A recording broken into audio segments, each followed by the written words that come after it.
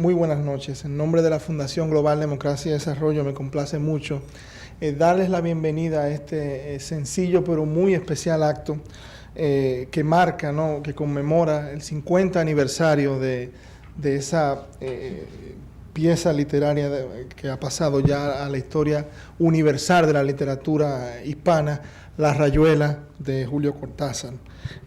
Para disertar sobre dicha novela, pues contamos con la presencia del profesor Roberto Ferro, quien será formalmente introducido por nuestro director de Centro de Estudios de la Cultura. Y bueno, simplemente quería tomar la palabra para agradecerles su presencia en esta especial ocasión y sin más formalidades, pues pasar la palabra a la señora embajadora de la República Argentina en la República Dominicana. Buenas noches.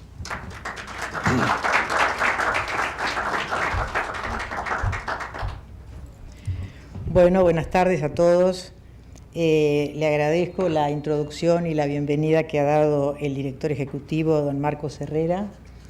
También les doy a todos la bienvenida y quiero destacar que para la Embajada de la República Argentina es un verdadero honor ser huéspedes de esta prestigiosa Fundación Global Democracia y Desarrollo en una ocasión tan especial como la de esta noche, en la que el profesor Roberto Ferro va a disertar sobre Rayuela, de Julio Cortázar, obra de referencia para la literatura latinoamericana. Con la presencia de ustedes, distinguido público, entre los que se encuentran hombres de letras y del mundo de la cultura dominicana, aparte de mis amigos embajadores, colegas diplomáticos, me llena de entusiasmo porque no hace más que confirmar el estrecho vínculo que existe entre las culturas de ambos países. Un nuevo punto de encuentro en una relación intensa entre Argentina y Dominicana, forzada a través de décadas. La Argentina ha tenido, como ustedes saben, el altísimo honor de acoger en su tierra a intelectuales dominicanos de la talla de Manuel del Cabral y Pedro Enrique Sureña. Lo nombro uno primero que el otro porque estuvo primero en Buenos Aires, podría nombrarlos a ambos. Y hoy se hace presente en la tierra quisqueyana a través de Julio Cortázar, gracias, repito, a la hospitalidad de Funglode. Sería una idea interesante que este viaje en sentido ideal y metafórico de Cortázar a tierra dominicana, este nuevo momento de encuentro entre ambas culturas, pueda continuar su periplo en Argentina con una presentación de ese maravilloso narrador y maestro del cuento que es Juan Bosch. Esa es la idea que tenemos, aunque seguramente, siendo el embajador Guillermo Piña Contreras, el embajador dominicano en Argentina, un especialista en Juan Bosch y su traductor al francés, seguramente se habrá encargado, y si no estará por encargarse, de concretar este viaje imaginario. Estamos hablando de dos grandes representantes de la cultura argentina y dominicana que ya tuvieron la oportunidad de intercambiar opiniones hace casi 40 años, algunas otras referencias va a ser el expositor, para ser más precisos, en enero del 75, de 1975 obviamente, cuando se reunieron en Bruselas junto con Gabriel García Márquez, nada menos que como integrantes del famoso Tribunal Russell. Pero bueno, nuevamente muchas gracias por esta invitación y disfrutemos ahora de los misterios de Rayuela, de la palabra del profesor Ferro. Muchas gracias por venir.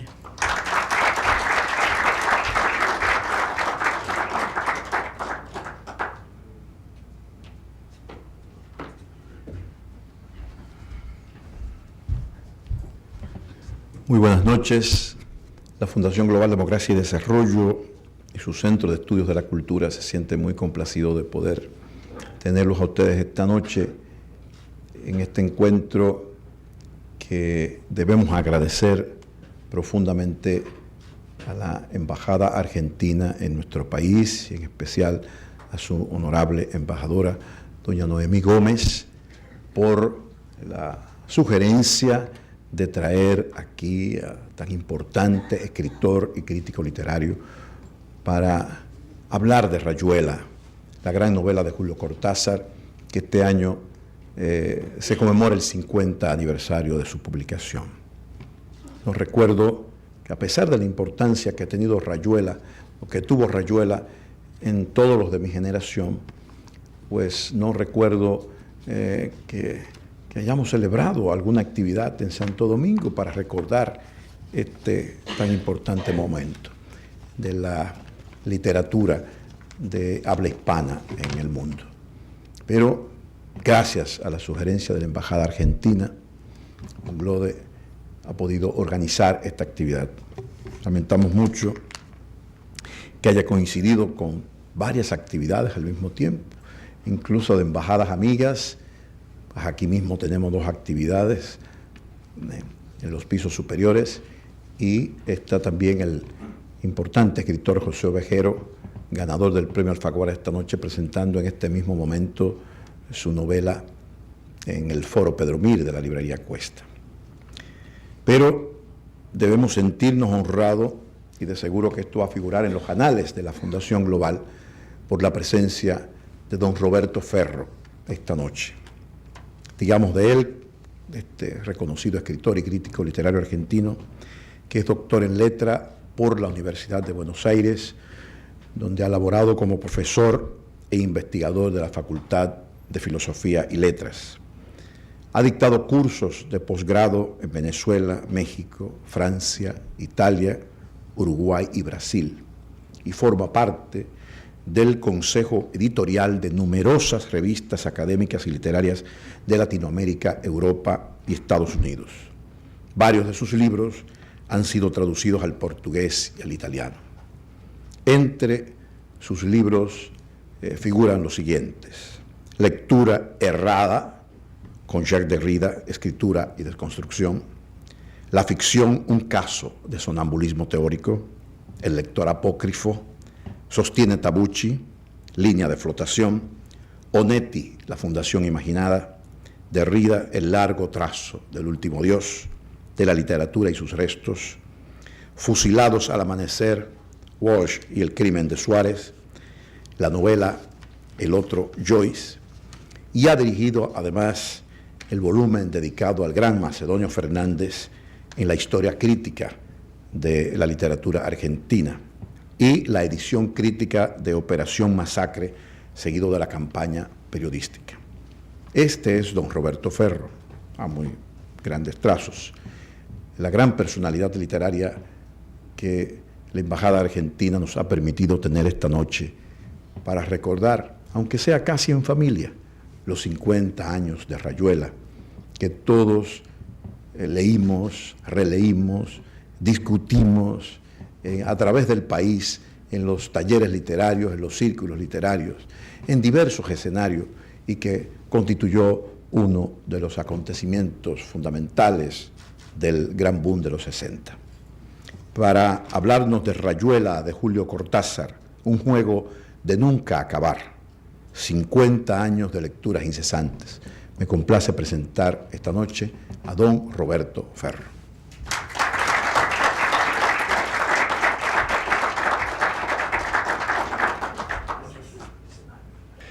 Bueno, varias cuestiones. Agradecimientos a la Embajada Argentina, a FUNGLODE, por haber hecho posible este encuentro, que tiene algo que ver con alguna cuestión sobre la cual a veces los hispanoamericanos, los latinoamericanos, hemos pensado y debatido y soñado, que es esta idea de una identidad común. A veces esa identidad común no puede estar centrada en un dato específico, simplemente es un sueño. Y a veces ese sueño tiene algunas marcas. Por ejemplo, de pronto, alguien, un profesor de literatura argentino, habla sobre Rayuela, 50 años después de su publicación, la novela de un argentino en Santo Domingo. Entonces, a veces uno puede pensar que es posible que los hispanoamericanos, los latinoamericanos, podamos seguir soñando, ¿no es cierto? Soñando en encuentros comunes. Yo he pensado esta conferencia, con una primera parte orientada a la obra de Cortázar, tomando como centro la la novela Rayuela. Y luego me interesaría dialogar con ustedes o pensar un poco sobre una cuestión muy particular, que es qué está pasando en Buenos Aires con la literatura dominicana.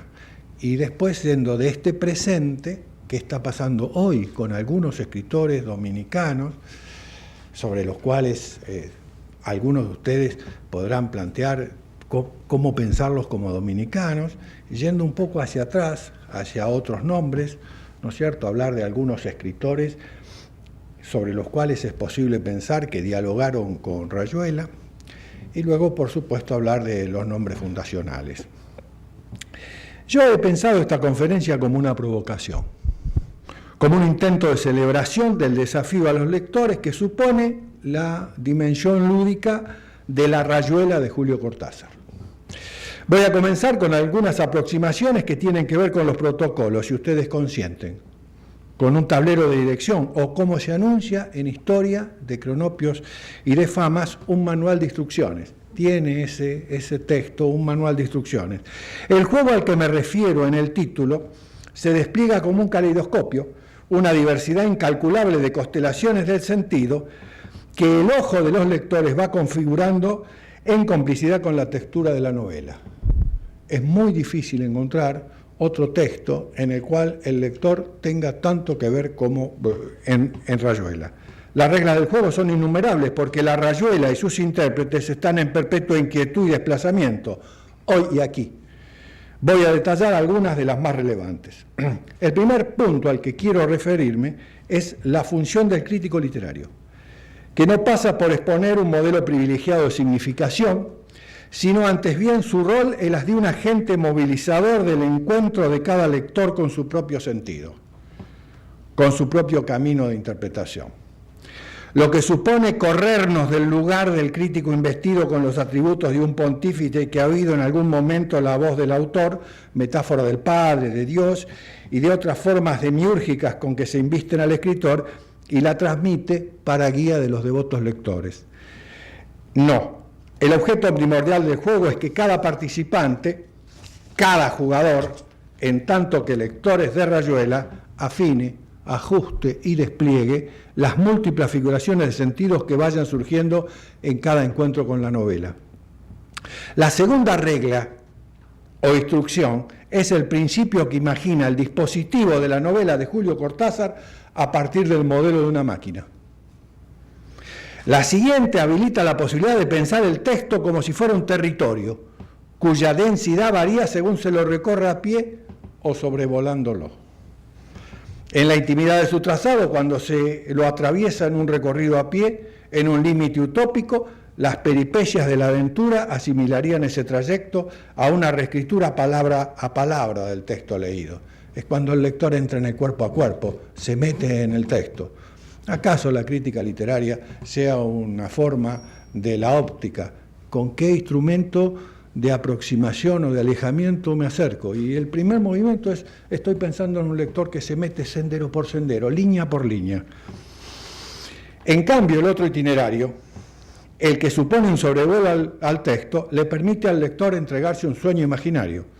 Un lector flaner, como decía Benjamin, tan vinculado a Cortázar en esa idea de los pasajes y de París.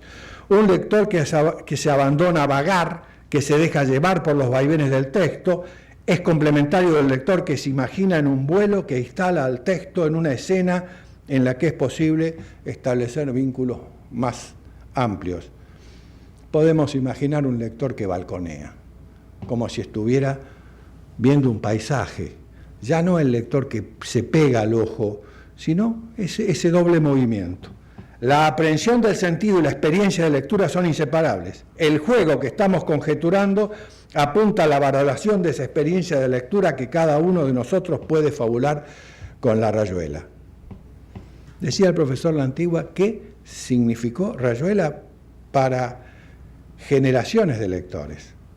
Digamos, a veces los profesores, los críticos literarios, tenemos la posibilidad de responder cuestiones con alguna simpleza. ¿Por qué Rayuela produce lecturas incesantes? ¿Acaso porque sea el sumum de la escritura literaria. Uno vuelve, el texto no se consume. Vuelvo sobre esto y hago un pequeño desafío. Hace 3 o 4 años hubo una pandemia, una enfermedad en las librerías, se llamaba el Código Da Vinci, y todos leían el Código Da Vinci. Yo leí el Código Da Vinci. Desafío hoy, si me lo permite la Fundación y la Embajada, doble contra sencillo, una apuesta. Hay tantos casinos acá, ustedes me permiten, doble contra sencillo. A que entre ustedes hubo un montón que leyó el Código Da Vinci. Claro que sí, pero ninguno lo volvió a leer, porque el texto se consume. El Código Da Vinci es como un tubo dentrífico, no se puede usar después de que quedó vacío. En cambio, Rayuela es el sumum, es imposible no volver a leerlo. Lectores de la primera horneada, como yo, que era adolescente cuando salió Rayuela, volvemos sobre eso. Esa es la idea del texto incesante y esa es la idea del texto literario. La mirada insistente y migratoria del lector que se posa sobre la escritura literaria se trama con la letra impresa en entrelazamientos nostálgicamente cómplices de un Kama Sutra de lectura, en los que la travesía de los ojos y el cuerpo extendido de la letra impresa se interpenetran sin imposiciones de clausuras de sentido. Lo del Kama Sutra es literal. ¿Dónde pongo el texto para leerlo? ¿Entre qué otros textos lo pongo? Un desafío, es decir, estoy hablando en Santo Domingo sobre Rayuela. Las bibliotecas cambian, se mueven, no son las mismas las bibliotecas que tiene alguien en Buenos Aires de las que tiene alguien en Santo Domingo. Cambian, son matices. ¿Dónde pongo Rayuela para leerlo? Bueno, es un Kama Sutra de lectura.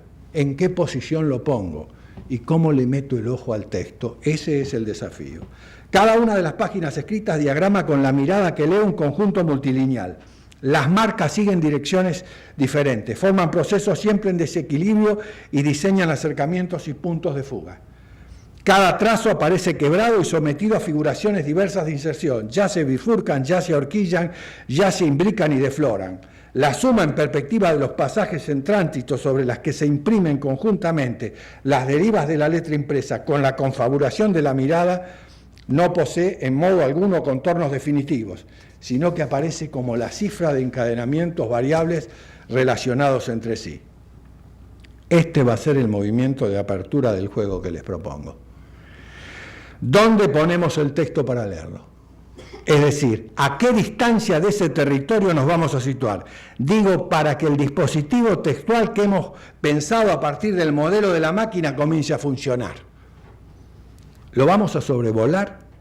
¿Lo vamos a atravesar en la más íntima cercanía de sus innumerables senderos? ¿Qué tipo de lentes nos dispondremos a usar? ¿Qué rango de aproximación?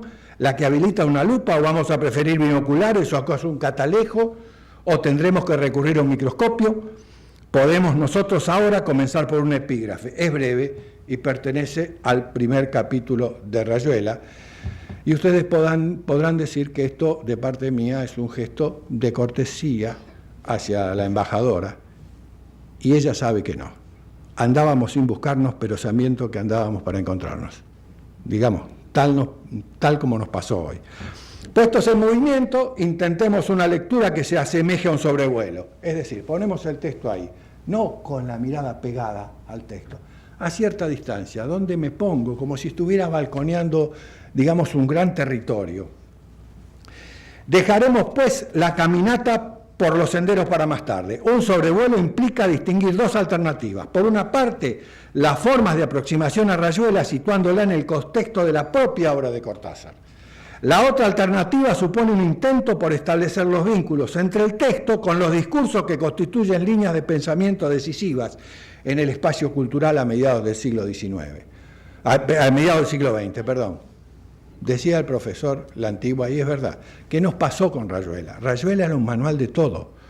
Lo leíamos en Buenos Aires y seguramente en Santo Domingo y en Cali y en Montevideo, porque estaba todo. Estaba la música, estaba el jazz, estaba la filosofía, estaba todo. Y entonces leíamos cosas que por ahí, a las cuales no teníamos acceso, en un lenguaje muy particular. Inicialmente vamos a explorar algún conjunto de textos que he llamado bibliografía de abordaje. Yo era gran lector de novelas de piratas. Hoy le preguntaba a la persona que me acompañaba de la embajada en el automóvil dónde estaba el mar, que quería ver el mar, porque seguramente ahí, y le pregunté inmediatamente, acá había piratas, bueno, lo del abordaje seguramente tenía que ver con esto. Digo bibliografía de abordaje porque es lo que nos va a permitir un asalto a la novela. La obra de Cortázar en sí misma es una biblioteca, abarca todos los géneros, se desenvuelve a lo largo de muchísimos años. Por lo tanto, esto que tomo como punto de partida es una selección para emprender el juego de la rayuela. El recorte bibliográfico comienza con Los Reyes. Los Reyes como borde más lejano, que es un texto que se edita en 1949. Luego les propongo privilegiar los primeros cuentos de Cortázar, pero los que publicó en vida, porque en los últimos años han aparecido un conjunto de textos que perturban la cronología. ¿De qué libros hablo? Hablo de Bestiario, publicado en 1951, cuando Cortázar ya había saltado a París. Final del Juego, que tuvo 2 ediciones, una en México en el 56 y otra en el 64, que duplicó el número de cuentos. Las Armas Secretas del 59, Todos el Fuego del 66. A continuación revisaremos 2 novelas, Los Premios, que es del 60, y 62, Modelo para armar, que es del 68. También vamos a considerar 3 textos que son decisivos a los efectos de nuestro abordaje. Los 2 libros almanaques, Último Round del 67 y La Vuelta al Día en 80 Mundos del 69. Y también me voy a detener en un volumen relevante de Julio Cortázar, acaso poco conocido, casi secreto, que es Prosa del Observatorio, de 1972. Hay en todo profesor de literatura, en todo crítico, algo de dealer, algo de querer jugar con las obsesiones y los deseos de los otros. Hay que leer Prosa del Observatorio, es un texto de Cortázar extraordinario, voy a hacer hincapié en él luego. Frente a esto, lo que vamos a hacer es un movimiento situando a Rayuela como si fuera un punto de concentración y de diseminación de las líneas más notables de la poética narrativa de Cortázar. Cortázar escribe Rayuela en un lapso que va desde 1958 a 1962. Se impone una nota digresiva. Es frecuente el registro de un dato equivocado. Julio Cortázar viaja a La Habana en enero de 1963, no en enero de 1962. En ese momento el libro Rayuela ya estaba en su etapa de edición, por lo tanto no hay vínculo entre estas 2 circunstancias. La fluida, controvertida y rica relación que Cortázar va a tejer luego con todas las cuestiones relacionadas con la Revolución Cubana es posterior. No hay por qué vincular esa relación tan intensa de Cortázar con la Revolución Cubana a partir de un error cronológico. Entonces vamos hacia Los Reyes, donde aparece un motivo relevante, el motivo del laberinto. En Los Reyes, Cortázar acuerda con la imagen borgiana, comparten la valoración de la figura del Minotauro. El Minotauro está encerrado en el laberinto.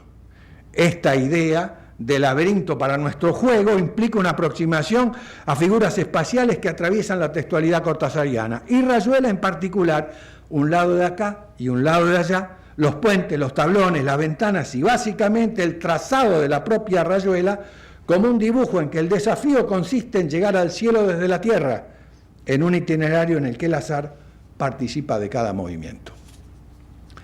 Bestiario es el primer libro de cuentos de Cortázar. Hay uno anterior que ha sido publicado después de su muerte, se llama La otra orilla, y esto ya es significativo en el título, ¿no es cierto? El título configura un anuncio, un envío a la escritura futura. Las orillas evocan el lado de acá, el lado de allá, ahí ya emerge un cauce en la obra de Cortázar. Me detengo. Puse a Cortázar en un lugar en el que Rayuela, 1963, es un punto. Estoy yendo hacia atrás. Estoy diciendo qué cosas concentra Cortázar de lo anterior. Estoy yendo hacia los cuentos. Luego voy a pasar por las novelas y voy a ver cómo Rayuela es un centro de diseminación de toda esa obra. ¿Qué hay en Bestiario? El cuento Lejana, que es un relato centrado en el diario de una mujer que bascula entre una ciudad sudamericana en un cálido verano, que podría ser Buenos Aires, y Budapest, en un gélido invierno. El motivo del viaje y del doble ya aparecen inscriptos tempranamente. También la noche boca arriba de final del juego se da a leer escindido entre dos series. Un motociclista que tiene un accidente en la calle de París cruza las fronteras del delirio y o el sueño para encarnarse en un moteca que va a ser sacrificado en el México anterior a la conquista. En este cuento, esos dos lugares, el lado de acá y el lado de allá, el lado de acá del sueño y el lado de allá de la vigilia, o a la inversa, se puede figurar a partir de una imagen propia de Escher: el que sueña es el otro. Desde el momento en que tuve el primer contacto con Pablo de la Embajada Argentina, muy rico, muy vinculado a la cuestión literaria y que seguramente va a continuar, me aparecía como un desafío pensar a Cortázar vinculado a esas bibliotecas que yo pensaba. Y Cortázar es una figura muy interesante para vincularla con algunos escritores de las últimas generaciones que hacemos pertenecer, por lo menos los críticos que forman parte del grupo del que yo participo, a la literatura dominicana, digo, hacemos pertenecer, digamos, es porque Cortázar nace en Europa, digamos, como Julia Álvarez nace en New York, por ejemplo. Y Cortázar se va a vivir a París y sigue siendo argentino. Esto no estoy haciendo una identificación, estoy diciendo, miren en la obra de Cortázar y en la vida de Cortázar cuántos problemas se nos presentan que podemos vincular con la cuestión propia de la literatura dominicana y de otras literaturas. Ahora hablamos de la literatura dominicana, no porque yo estoy diciendo que eso es exclusivo de esas dos literaturas. Ahora bien, cuando nos acercamos a las armas secretas, estamos ya en la escena, en la cercanía, en las inminencias de los proyectos de Cortázar en torno a Rayuela. En particular, a un relato de notable importancia en la configuración de su poética narrativa, El perseguidor. Para estos movimientos de aproximación, los cuentos de las armas secretas, que acaso sea uno de los libros centrales de Cortázar, son de gran importancia. En las cartas de mamá dice: muy bien hubiera podido llamarse libertad condicional. Cada vez que la portera le entregaba un sobre a Luis, le bastaba reconocer la minúscula cara familiar de José de San Martín para comprender que otra vez más habría que franquear el puente. La estampilla, el tiempo del correo postal, la figura de San Martín. Un recorrido por la obra de Cortázar exhibe la insistencia en torno de la figura del puente. San Martín, Rivadavia, pero esos nombres eran también imágenes de calles y de cosas. Rivadavia, el 6500, el Caserón de Flores, Mamá, el Café de San Martín y Corrientes, que era el bar La Fragata, donde lo esperaban a veces los amigos, donde el mazagrán tenía un leve gusto a aceite de ricino con el sobre en la mano, después del merci bien, Madame Durán, salir a la calle, recibir una carta de Buenos Aires y tener que salir, ¿no es cierto? Ese cruce, ¿no? París-Buenos Aires, la tensión entre esas dos ciudades se da a leer de un modo muy nítido en las cartas de mamá. Hay otro cuento que se llama Los buenos servicios, que es un cuento notable, escrito en la primera persona de una señora que hace el servicio, digamos, en una casa de París muy adinerada. Y ahí también Cortázar trabaja con el efecto del lector, porque el lector sabe más que la narradora. Si hay una figura importante en la narrativa de Cortázar, es la del lector, porque en Cortázar el lector no es el que lee, sino el que hace. Por eso Rayuela es como jugar a la baraja, ¿no es cierto?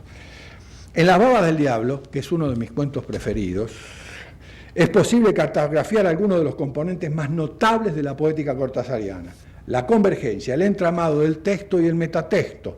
Si consideramos que Rayuela se presenta como una escenografía, la puesta en escena de una escritura en la que se despliegan una teoría de la novela y una historia novelesca. No quiero pasar por lo que no soy. No quiero que ustedes imaginen que soy un médico homeópata que cuando uno va le recomienda unos remedios con nombres raros. Cuando digo metatexto, estoy diciendo un texto que habla del texto. Cuando un texto que habla del texto, eso es el metatexto en términos concretos. Fíjense ustedes, nunca se sabrá cómo hay que contar esto. Si en primera persona o en segunda, usando la tercera del plural o inventando continuamente formas que no servirán para nada. Si se pudiera decir yo vinieron a subir la luna, nos duele en el fondo de los ojos, o sobre todo tú, la mujer rubia en las nubes que siguen corriendo delante de mí, tus, nuestros, vuestros ojos, el texto habla del texto, eso es un metatexto. Hay un poema de Pablo Neruda que dice: puedo decir los versos más tristes esta noche, puedo decir, por ejemplo, bueno, Pablo, a vos no te interesa la amada, a vos te interesa el texto. Después vemos lo que hacemos con el poema, a quién se lo damos, pero por ahora vos querés saber cómo escribís el poema. Eso es el metatexto. Cuando el escritor, la preocupación que tiene es cómo escribe el texto. Eliot decía, lo único que le pasa al poeta cuando escribe un poema es el poema. Entonces esta cuestión del texto, esta preocupación de Cortázar va a terminar estallando en Rayuela, que es una novela y es una teoría de la novela, es una teoría de la vida y una teoría de la novela. Entonces el joven que alguna vez fui yo y extraño seguir siéndolo, leía Rayuela, que era un modelo de cómo escribir un texto y era un modelo de cómo relacionarme con el mundo, una teoría de la vida. Por lo tanto, aquí lo que tengo es la tematización en el texto de esa tensión. Quiero hablar brevemente del perseguidor. Una breve anécdota. Juan Carlos Onetti, el notable escritor uruguayo, cuando lee ese cuento, hay testimonios de esto, se encierra en el baño y rompe el vidrio del botiquín del baño de un puñetazo y se lastima la mano. Dice Cortázar que es una de las lecturas que más lo conmueven de alguno de sus textos, porque Onetti era un notable lector. El perseguidor es un modelo también de confrontación de la escritura y la vida, pero en el perseguidor hay alguien que escribe la biografía de un artista y lo que muestra Cortázar en ese texto es la imposibilidad de narrar la vida del artista, ¿no es cierto? En fuerte tensión. Sigo con esto. Es muy insistente lo mío, para que ustedes vean que cuando llega a Rayuela Cortázar ha estado trabajando todos los temas que convergen en esa novela. Sigo el recorrido, este sobrevuelo como un modo de aproximarnos al texto. En 1960 se publica Los Premios, centrada en un viaje elidido y atravesada por los soliloquios de Percio, pariente lejano y sin duda sin la ironía y el desánimo de Oliveira, pero pariente lejano.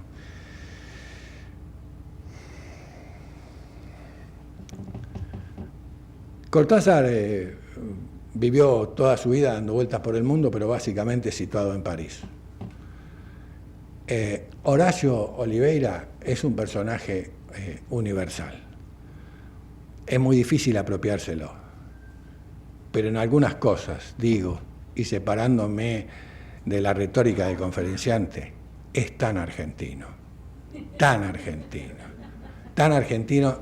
si ustedes me lo admiten y luego no figura en actas, tiene una cosa de reviente contra sí mismo, Oliveira, que lo hace tan argentino, que es notable, ¿no es cierto?, la búsqueda del pozo del deseo, ¿no es cierto?, y Percio es más poético, digamos.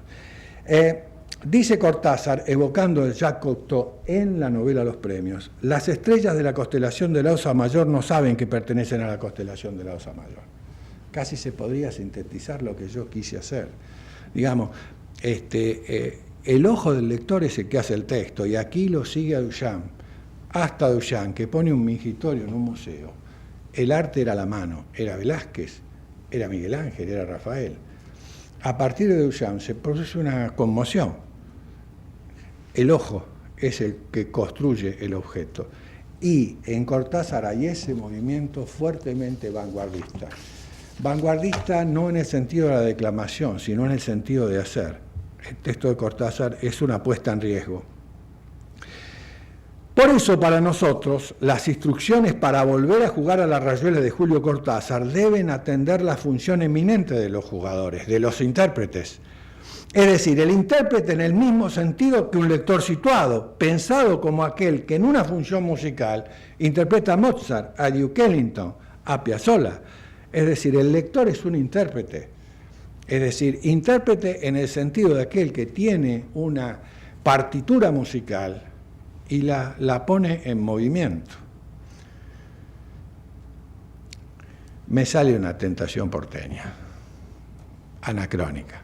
Una cosa es la comparsita por D'Arienzo y otra cosa es la comparsita por Pugliese. Es decir, son dos variantes. Una cosa es Rayuela, leída por Ferro, y otra cosa es Rayuela, leída por la Antigua. Eso es la riqueza del texto, que le da esa libertad a los lectores. En correspondencia con la música, el lugar del intérprete, el que pone en acto la partitura, ese es el lugar que yo les propongo que vayamos ocupando. Ahora bien, lo que sigue en el orden de publicaciones es Historia de Cronopios y de Fama del 62. Rayuela se abre con un tablero de dirección. Historia de Cronopios y de Famas, que es el texto cronológicamente más próximo a Rayuela, tiene un manual de instrucciones. Los dos volúmenes se abren con protocolos, es decir, exposición de reglas de juego, las reglas con las que se va a producir sentido. Una anécdota. Paco Porrúa fue un gran lector. Paco Porrúa fue el que leyó 100 años de soledad y le dijo a la editorial sudamericana, este es un texto, se lo devolvían y Paco Porrúa volvía con 100 años de soledad a editorial sudamericana. Antes hizo el mismo trabajo con Rayuela. En un momento en la editorial le dijeron a Paco, bueno, mirá, el libro está desordenado. Cortázar tiene que hacer una nota atrás diciendo que él es responsable de ese desorden. Y Cortázar dice, de ninguna manera. ¿Y qué inventa el tablero de dirección? El tablero de dirección, ustedes lo pueden seguir en las cartas de Cortázar, es un invento de Cortázar para zafar de que la editorial le decía, mirá, Julio, está desordenado. Entonces ese tablero de dirección tiene ese funcionamiento, y el funcionamiento del juego, ¿no es cierto? Cuando empiezan a armar la edición de Rayuela, la gente de la editorial, estamos en 1963, pero festejémoslo. Esto que no salga en actas. Hoy le decía a Pablo, si apareciera el joven Julio Cortázar con la edición original de Rayuela y no se hubiera publicado, ¿a qué editorial lo llevamos? O sea, los editores del 60 hay que, chapó, sacarle el sombrero también. Entonces Cortázar inventa, eso es lo que hace un escritor, inventar. A esta altura de mi exposición creo que ya es posible ver algunas pautas de mi propuesta. Hasta este momento me he centrado en aquellos rasgos de su obra anterior que se inscriben y se trastornan en Rayuela. Ahora apuntemos a revisar aquellos que se van diseminando en su obra posterior. Después de Rayuela, Cortázar publica Todos los fuegos del fuego, que es el gran éxito, es el bestseller, mucho más que Rayuela. Se vendía muchísimo en Buenos Aires. Y esto es producto de un cuento notable que se llama Reunión, que se presenta como un fragmento autobiográfico en el que la voz ficcional se asume como una voz que reúne los rasgos, un conjunto de rasgos biográficos que remiten a Ernesto Guevara. Es decir, ahí hay un punto, y también en ese libro de cuentos está Todos los fuegos del fuego, que es el título que da nombre al volumen. Se configura en un juego del lado de acá y el lado de allá. Ocurre en el París contemporáneo de Cortázar y en la Roma imperial.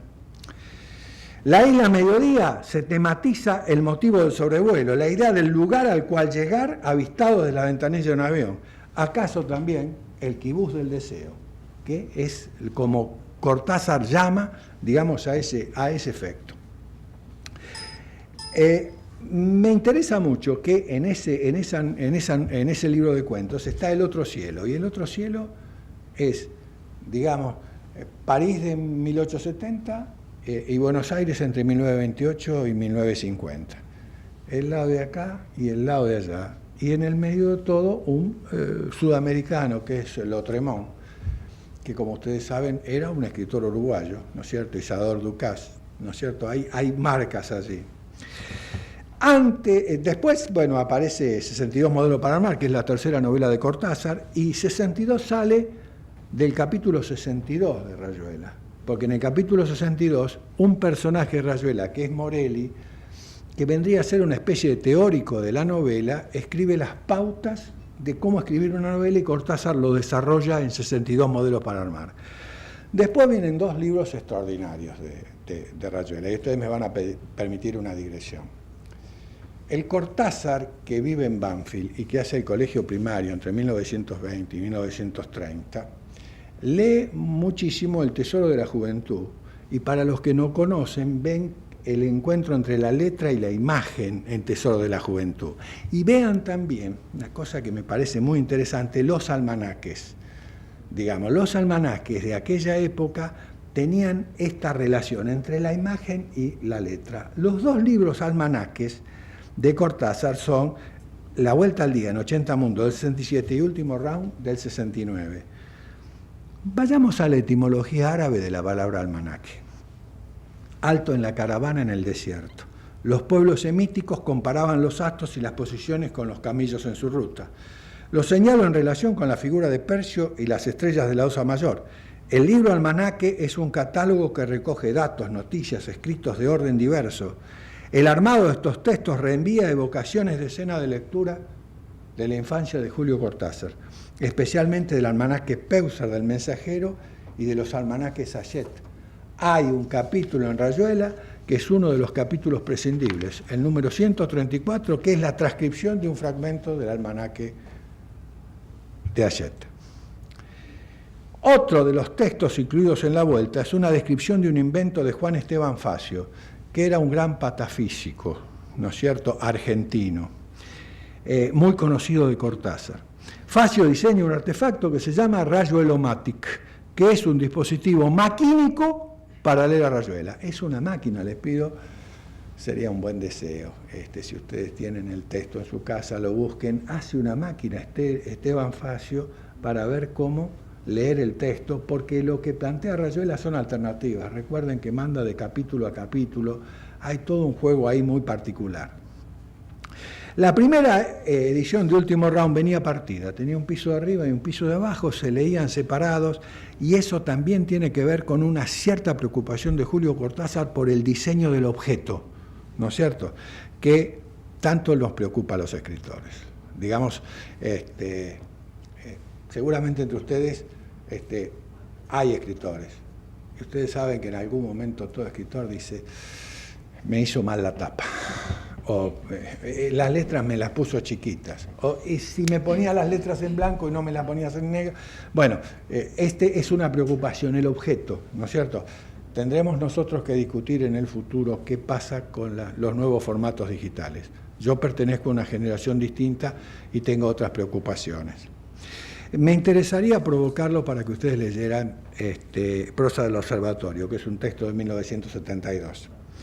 Se trata de un relato con imágenes fotográficas del propio Cortázar. Cuando vos me hablabas del centenario de Octavio Paz, Cortázar visita a Octavio Paz cuando era embajador en la India, y Octavio Paz lo inicia en algunas cuestiones que a Cortázar le interesaba de la filosofía hindú.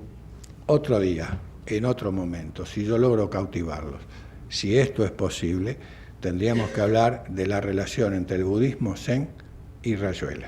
Pero digamos, es como las telenovelas caribeñas que dicen, bueno, eso es en el próximo capítulo. La segunda alternativa de sobrevuelo consiste en considerar especulativamente las relaciones de ese lector descomunal que era Cortázar con el romanticismo, con el surrealismo, con el budismo zen y con el existencialismo. Entre las líneas de pensamiento que de manera heterogénea participan en su composición novelesca. La biblioteca de Julio Cortázar, digamos, fue cedida a la Fundación Juan March, que está en Madrid. Hay una página de la Fundación Juan March en el cual ustedes pueden acceder a todos los libros de esa biblioteca, a la carátula, a los que están firmados y a las marcas que hacía Cortázar sobre los libros. En mis divagaciones como crítico literario, que hacer crítica literaria no solamente se hace en las bibliotecas, también se hace en la calle, ¿no es cierto? Investigando la biblioteca de los escritores, hay una cosa apasionante, que es abrir los textos de los escritores para ver lo que marcan. Y Cortázar solía preocuparse por las erratas. Eso es muy importante, digo como dato, porque la Fundación Juan March digitalizó toda la biblioteca, que son 4.000 volúmenes. Hemos comenzado el juego con la rayuela de Julio Cortázar con maniobras de sobrevuelo, situando a la novela como un punto de convergencia y diseminación de los rasgos distintivos de su poética narrativa. En esta alternativa se impone incluir en la bibliografía de abordaje un texto que se publicó de manera póstuma, Imagen de John Keats. Es una lectura atípica desde el punto de vista crítico de la obra del poeta romántico inglés. Lo consideramos porque nos permite referirnos a la intensa relación que hay entre Cortázar y el romanticismo. En la narrativa cortázariana hay, ante todo, una notable valoración de los sueños y del inconsciente como acceso privilegiado a la realidad analógica del universo. El segundo podría ser la creencia de fuertes vínculos y correspondencias, muchas veces secretos, que se traman en la realidad. Asimismo, sus relatos exploran la existencia de misteriosos vínculos entre objetos y seres aparentemente no relacionados entre sí. La noche boca arriba, continuidad de los parques, las armas secretas, las cartas de mamá, todos los fuegos del fuego, estas cuestiones están tematizadas. Otro motivo romántico es el mito de la Edad de Oro, en la que los seres humanos no se habían separado aún de la naturaleza. Y finalmente, el poeta considerado como vidente y la poesía apreciada en tanto lenguaje que revela el fundamento ontológico de la realidad. Esas son las marcas que reenvían sus textos a una concepción romántica. Y con esto estoy diciendo la heterogeneidad, porque dije romanticismo, dije surrealismo, dije budismo zen y dije existencialismo como líneas centrales, ¿no es cierto?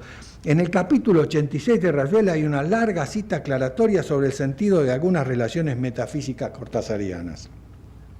La cuestión es que para Cortázar y para muchos que piensan en esta dirección, hay funciones cognitivas perdidas que tienen que ser recuperadas. La ciencia niega determinados fenómenos, se centra en el positivismo, y a mí me interesa mucho que ustedes lean ese capítulo 86 porque allí hay una serie de fundamentos muy importantes, a partir del cual Cortázar propone de una manera muy consistente la vía poética del conocimiento de la realidad. ¿No es cierto? Cortázar, como André Breton, el gran poeta surrealista, conciben el mundo como un criptograma que ha de ser descifrado. Para Breton, la realidad corresponde a un sistema de relaciones misteriosas que no pueden resumirse únicamente en las cadenas de causalidad que admite la ciencia moderna. Y ahí tienen ustedes el constante ataque de Oliveira y del texto en su conjunto a la tradición occidental basada en Aristóteles.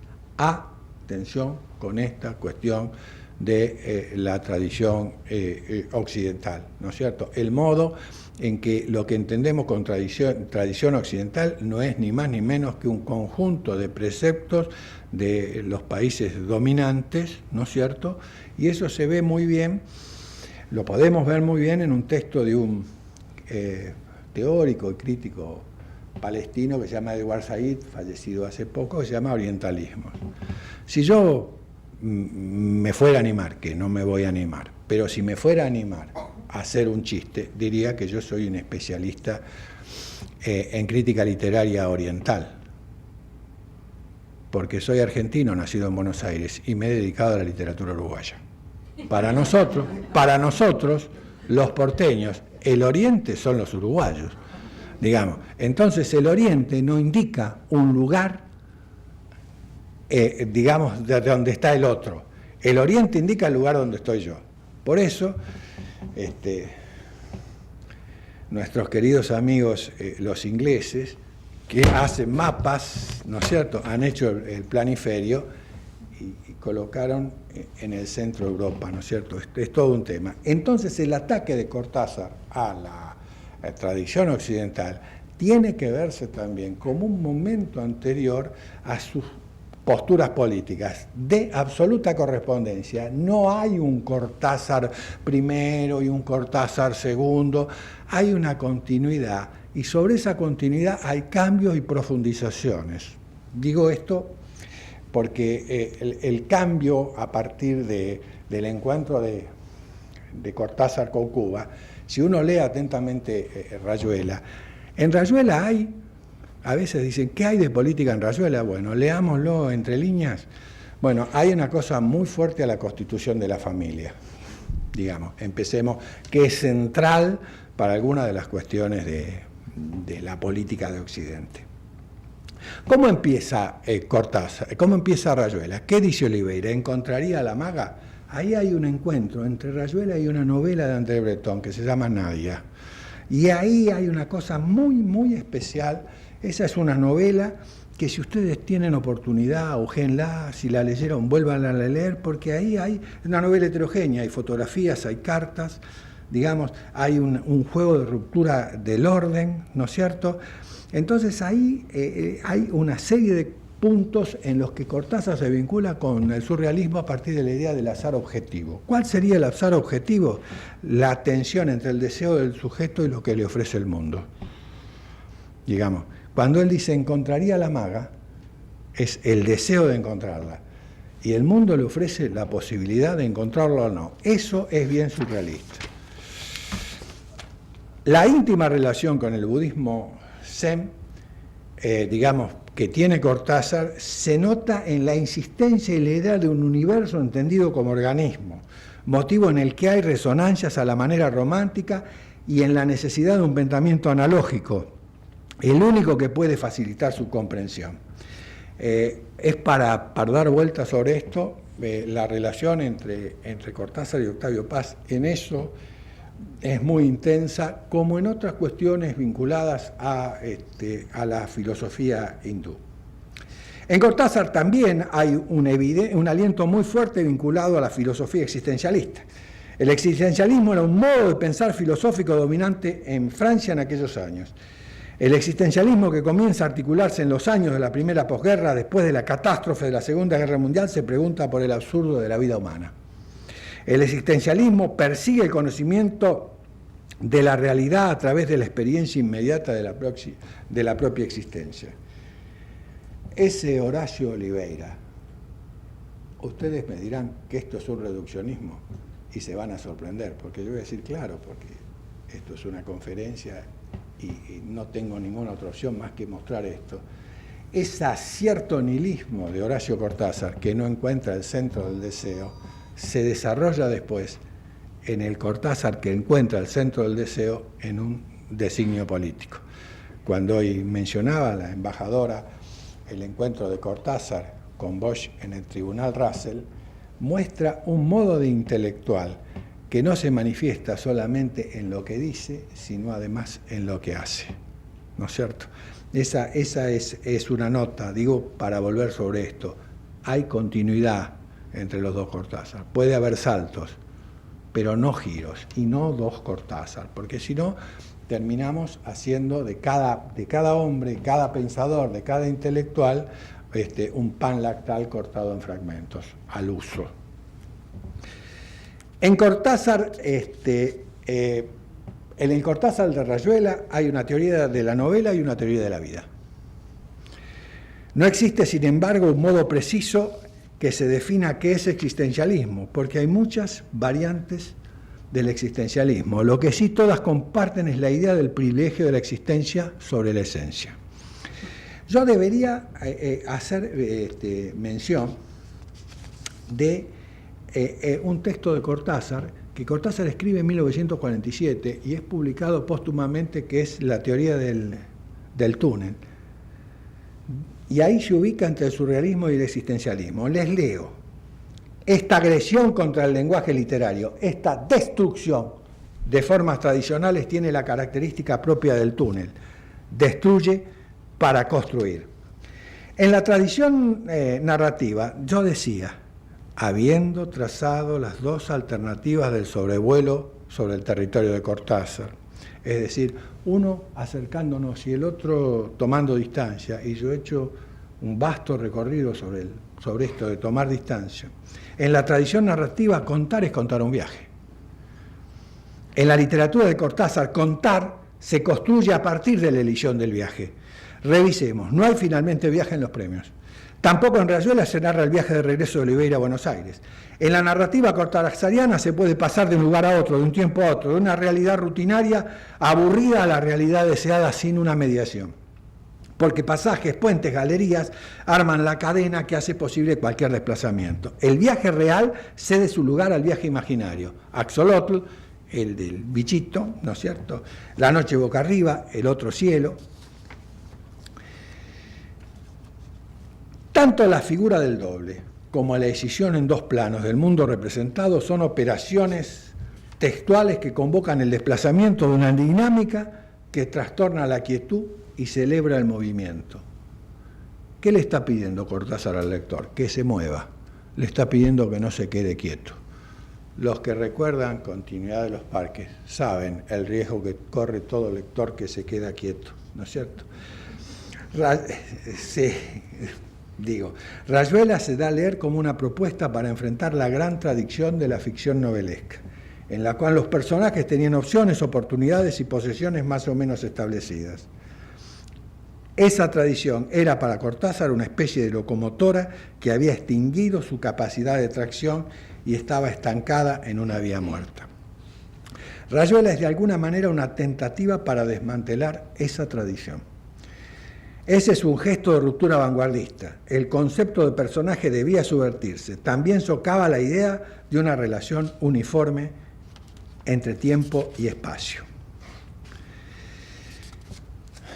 Estamos en la inminencia de adentrarnos en los senderos del texto, de internarnos en el cuerpo a cuerpo de la letra. La propuesta entonces es leer Rayuela considerando la parte de un juego, de un trabajo, una producción y una práctica. Los lectores entonces interpretamos, pero no con la idea de encontrar un sentido único, sino como un músico que interpreta una partitura.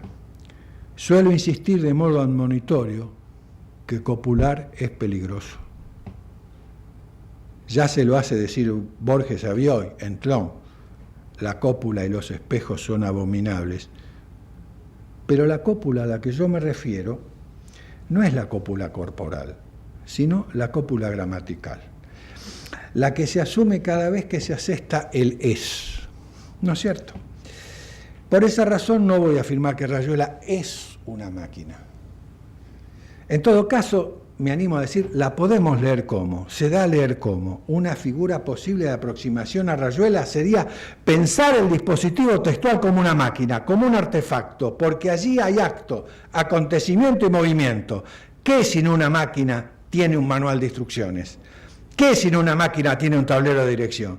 La máquina, tan vinculada a la vanguardia, tan significativa para la vanguardia histórica de Europa y la vanguardia que proliferó en Latinoamérica. Entonces nosotros vamos a pensar, por lo menos ahora, en esta provocación al texto como una máquina. Porque Rayuela es una novela atravesada por movimientos aleatorios, abierta a múltiples trayectorias de lectura, con innumerables pasajes, puentes, ventanas, sin un modelo socializado de itinerario. Las modulaciones de cada tema son variaciones producidas por la mirada de cada lector. La estructuración de Rayuela evoca a los mecanos, esa estructuración que nosotros estamos ahora diseñando y que Cortázar menciona tanto en sus cuentos. Juego de piezas móviles, intercambiables, responde a una poética de orden abierto y a una combinatoria que instala al lector en el lugar de quien despliega el texto que quiere leer. Morelli es el personaje que tiene la función de exponer la poética de la novela. Rayuela es la novela que se corresponde con la poética de Morelli, pues narra una historia de vida o la historia de vida de algunos personajes. Dice Morelli en el capítulo 97, el verdadero y único personaje que interesa es el lector, en la medida en que algo de lo que escribo debiera contribuir a mutarlo, desplazarlo, extrañarlo, enajenarlo. Por lo tanto, estamos pensando a Rayuela como una novela puente entre el texto y el lector. El texto provee la baraja y convoca el juego. Si nosotros pensamos a Rayuela como una máquina, como un artefacto o un dispositivo, esto supone la exigencia de discernir diversos umbrales de intensidad semiológica.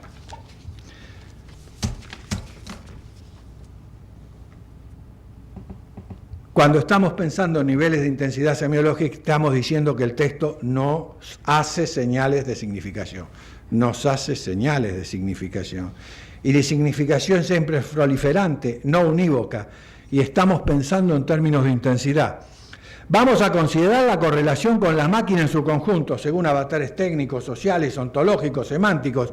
La propuesta es partir de un concepto de máquina que desborda la idea restringida que la reduce a un aparato técnico. El ordenamiento tecnológico es un punto de arranque. Todo lo que implica abordar un concepto de máquina que exceda el dispositivo técnico supone reflexionar ante todo en torno de los componentes textuales, es decir, los principios constructivos, que es lo que le interesa al escritor, cómo está hecho el texto. Y Cortázar hace de cada lector un escritor, porque cada lector tiene su versión. Para eso vamos a recorrer las derivas semióticas y diagramáticas. Cómo están dispuestos los componentes semióticos, cómo el lector se sitúa y las posiciones en las que se sitúa el lector frente a esos movimientos derivarán en corrientes semióticas diferentes. Estamos haciendo una caracterización de la textualidad de Rayuela en correlación con un aparato maquínico, lo que nos habilita a pensar la interacción con el lector como un operador deseante, de un texto que se da a leer como un artilugio mecánico. Pienso que si el lector no tiene deseo, el sentido es rutinario. Uno podría decir casi que si no hay deseo no hay vida, ¿no? Pero bueno. Dice Borges, y yo le creo, que el sentido único remite a la religión o al aburrimiento. Por lo tanto, el lector tiene que asumir el rol de un operador deseante, que es una idea de Gilles Deleuze. En el encuentro entre el artefacto maquínico y el operador deseante, convergen distintos procesos de niveles materiales que se articulan en una red de relaciones que se establecen entre elementos heterogéneos, discursivos, instituciones, arquitectura, leyes, lo dicho y no dicho, las posibles certezas y las innumerables incertidumbres. El novelista, digamos Cortázar, plantea un recorrido con múltiples alternativas. Entonces, en una cierta mayor proximidad al texto, debemos pensar en la diversidad de componentes que participan en su configuración. En esta perspectiva podemos pensar las operaciones constructivas del texto desde el concepto de collage. El collage es una técnica artística que consiste en ensamblar elementos diversos en un todo unificado, que en Cortázar implica un encuentro en simultaneidad de distintos lenguajes. En esa misma dirección atenderemos las operaciones de montaje. Muchos de los cuentos de Cortázar están articulados sobre montajes. El montaje es una asociación de dos o más series en la que lo que vale es el sentido que se hace en la sutura, el lugar donde se cortan y unen las dos series. El montaje puede ser definido como la ordenación narrativa y rítmica de elementos del relato. Consiste en escoger, ordenar y unir una selección de planos o párrafos o secuencias según una dinámica determinada. Tanto el collage como el montaje son operaciones de celebración de la heterogeneidad. Cumplidas algunas maniobras de aproximación, en la inminencia del ingreso a los senderos del texto, debo regresar a mis primeras palabras. He pensado esta conferencia como una provocación, como un intento de celebración del desafío a los lectores que supone la dimensión lúdica de la Rayuela de Julio Cortázar. El juego que consiste en internarse en el texto es un desafío que los lectores pueden emprender sin necesidad de guías de ninguna especie. Entonces es momento de convocarlos a la lectura de la novela de Julio Cortázar para que cada uno enfrente el desafío imaginando y desplegando las múltiples figuraciones de sentido que vayan surgiendo en su encuentro por las casillas de Rayuela, porque Rayuela exige lecturas incesantes. Esta es la primera parte y aquí terminé. Gracias.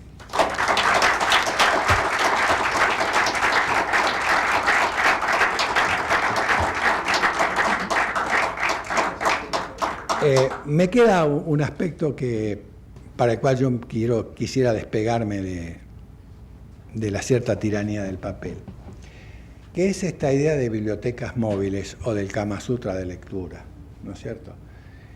Las bibliotecas se construyen, ¿no es cierto? Tienen características distintas. En todo el tiempo que yo estuve pensando este encuentro con ustedes, había como un asedio, que era cómo se compone, o a partir de qué texto se compone la biblioteca de los otros. Claro que hay lugares de correspondencia, claro que está Dante, que está el Quijote, que está Graham Greene, que puede estar Borges, pero la composición es otra. Entonces, ¿en qué lugar pensaba un cierto cruce entre lo que podemos pensar la biblioteca de un dominicano, ¿no es cierto?, con la biblioteca de un argentino, de un porteño, para no asumir como porteño la propiedad de todo mi país. Entonces empecé a hacer un recorrido y la primera cuestión que me apareció notable es la siguiente. Yo pertenezco a un instituto de literatura hispanoamericana dependiente de la Facultad de Filosofía y Letras, y desde hace algún tiempo un grupo de investigadores está centrado sobre lo que llamamos la literatura del Caribe. En la literatura del Caribe hay de pronto una tradición más extensa, que es con la literatura cubana, ¿no es cierto? Luego, la aparición de Luis Rafael Sánchez y ahora la irrupción de Eduardo Lalo, que ha recibido el premio Rómulo Gallegos, que es la distinción latinoamericana más importante para textos hispanoamericanos, produjo una atención centrada en la literatura de Puerto Rico y todos los problemas que tiene pensar la literatura puertorriqueña. Pero en los últimos tiempos nos ha llamado la atención cómo circulan los textos. No vamos a decir que uno va a las librerías de Buenos Aires y encuentra literatura dominicana, del mismo modo que no encontramos literatura uruguaya y tenemos que cruzar el charco. Digamos, la política de las editoriales es muy particular. Hacer política de crítica literaria también es pensar en esto. Están apareciendo en una editorial, que es la editorial Corregidor, que no es una editorial multinacional, sino es una editorial tradicional de muchos años en Buenos Aires, una línea dedicada a la literatura del Caribe, y junto con escritores cubanos, junto con escritores puertorriqueños, se van a publicar 3 escritores dominicanos, y yo hago esta referencia con sumo cuidado. Antes había dicho, el es peligroso. Voy a hablar de Julia Álvarez, voy a hablar de Junot Díaz, ¿no es cierto? Voy a hablar de Pedro Cobillo, con todas las cuestiones que supone pensar la identidad dominicana en relación con la literatura de la diáspora. Lo que sí es que nosotros los pensamos vinculando, los hacemos pertenecer a la literatura dominicana, ¿no es cierto? Entonces eso es una novedad muy interesante que no se daba, digamos, en los últimos tiempos, llamar la atención sobre todos los problemas que plantea la narrativa de Junot Díaz, la de Julia Álvarez, ¿no es cierto?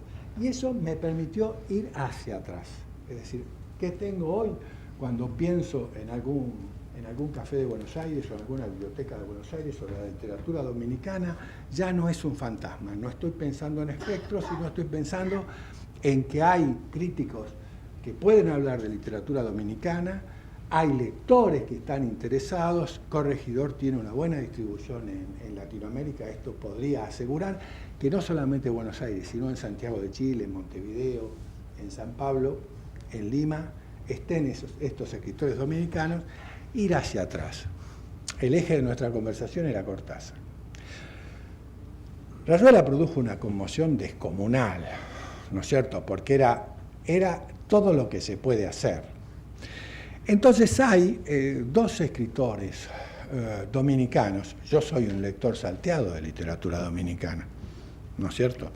Que son, por un lado, Marcio Veloz Mayolo, ¿no es cierto?, que tiene ahí un texto muy interesante, Ángeles con Hueso, y Aida Cartagena Portalatín, que a mí personalmente, Una escalera para Electra, siempre me pareció que esos 2 textos tenían que ver con Rayuela. Ahora, no es que uno busque el ADN y dice, aquí esto... no, lo que hay es en el gesto vanguardista, en el gesto de ruptura. Y ahí aparece una cuestión para hablar de Bosch, ¿no es cierto? Que es una figura... ya no hablo de su proyección política, que me asedia, hablo de la cuestión literaria. Bosch pertenece a una generación latinoamericana que nosotros podemos pensar que imagina la función de la literatura en íntima relación con la cuestión política. Digamos, sus ensayos, sus novelas, sus cuentos, me voy a detener en 2. La mancha indeleble, que es un texto extraordinario, ese cuento donde los personajes tienen que dejar la cabeza, digamos, casi les diría que lo podría haber filmado Buñuel ese cuento. Y junto con ese cuento otro que él publica en 1979, que es El culpable. En ese cuento Bosch narra la historia de un viejo contador de cuentos. En la tradición familiar contaba cuentos y le tiene que contar a unos chicos de su familia. Y cuando le empieza a contar esos cuentos con visos maravillosos, uno de esos niños le dice: pero eso lo hace Superman. Entonces, en El culpable, yo puedo leer que Bosch se está despidiendo, confrontando con los escritores del boom, confrontando como confrontan los escritores, que confrontan desde poéticas, ¿no es cierto? Y Juan Bosch, me parece que allí hay una cuestión bien interesante, porque está marcando un modo de pensar la literatura. Los escritores del boom abren a un universo de nuevos lectores. A mí me parece que ahí hay un dato. También quería decir esto de la literatura latinoamericana, y quiero ir hacia atrás, más aún, para mencionar a una figura, si hay una figura que nos permite hablar del deseo de lo hispanoamericano, de lo latinoamericano, es Pedro Enríquez Ureña. Pedro Enríquez Ureña, que trabajó mucho tiempo en Buenos Aires como profesor, muere en un viaje. Él era profesor en La Plata. Y tiene un infarto tomando el tren yendo hacia La Plata. Sergio Pitol, el escritor mexicano, dio una conferencia hace unos años en Buenos Aires muy conmovedora sobre imaginando cosas de los últimos momentos de Pedro Enríquez Ureña. Dijo el escritor argentino Ernesto Sábato en relación a Pedro Enríquez Ureña: era un hombre maravilloso. Los argentinos lo tratamos tan mal, casi como si fuera un argentino, ¿no es cierto? Entonces esta figura, hacer esta evocación de estas relaciones, como lector salteado, ir de Enríquez Ureña, pasar por Juan Bosch y pensar cómo evaluar críticamente la figura de Bosch desde la perspectiva de la literatura, y qué supuso la irrupción del boom y cómo él respondió literariamente, digamos, a esas cuestiones, y de qué manera, como evocó bien la embajadora, Bosch y Cortázar, escritores tan distintos, coinciden en el Tribunal Russell, ¿no es cierto? Ese es un punto de contacto. Luego hablar de cómo imagina un escritor argentino, un porteño, el efecto que produjo Rayuela en escritores dominicanos. Y pensé en Mayolo y pensé en Portalatín, no porque nos podemos sentar a buscar correspondencias uno a uno, aquí hay un puente, aquí hay un laberinto, acá hay un gesto de ruptura. En esos dos escritores hay un gesto de ruptura. Y luego hablar qué nos pasa en Buenos Aires con la literatura caribeña y cómo la literatura dominicana, eso es lo que quise decir y seguramente lo dije de modo imperfecto, frente a la consistencia de tradición que tiene la literatura cubana en Buenos Aires, que diría desde la generación de Martín Fierro en la década del 20, hubo un diálogo casi constante, el diálogo entre Cortázar y Lezama Lima. Bueno, hay mucho ahí. La aparición del interés sobre la literatura puertorriqueña, que yo diría que la aparición de la guaracha del Macho Camacho fue un impacto muy fuerte en Buenos Aires. Ahora la aparición de Eduardo Lalo, que también es publicado por Corregidor, y junto con esto, Corregidor dirige su atención, que no es inocente.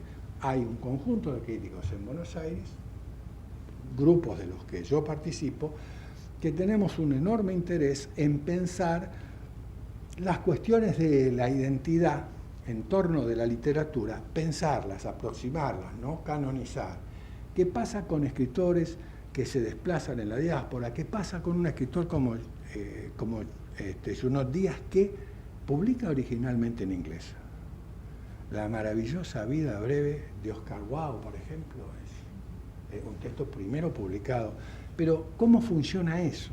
Digamos, ¿qué permite definir una identidad Eso es un problema que es complejo, decir, digamos, es la lengua, es el nacimiento en un territorio. Por eso decía que atención, porque Cortázar puede darnos pautas en torno, pautas no, digamos, no reglamentar.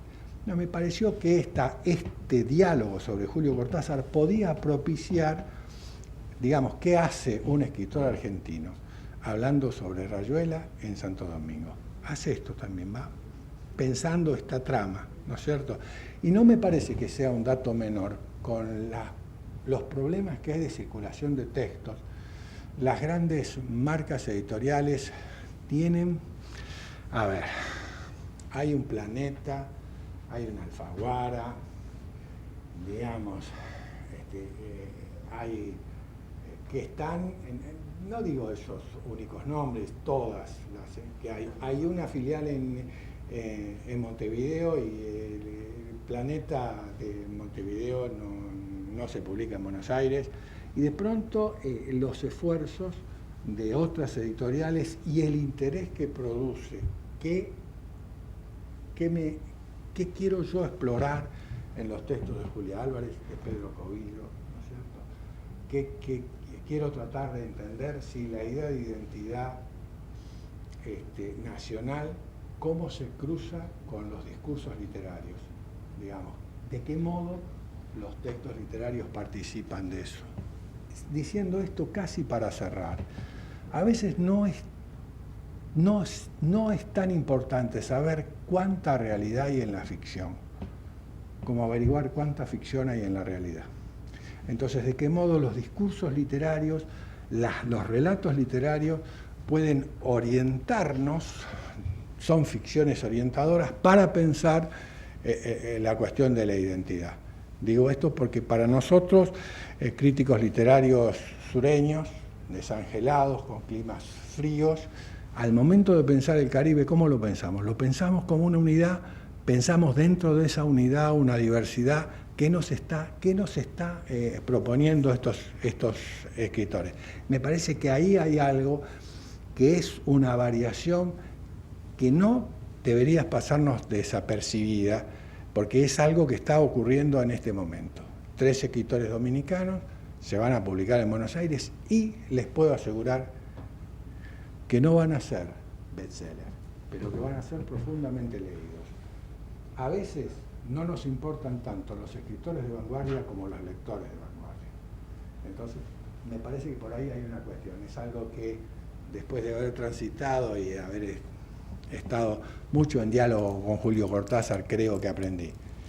Valen más los lectores de vanguardia que los escritores de vanguardia. Bueno, eso quería decirles. Por supuesto, si hay alguno que me quiere hacer alguna pregunta, yo podré demostrar mi capacidad para eludirla, en el caso de que no esté al tanto. Gracias a ustedes.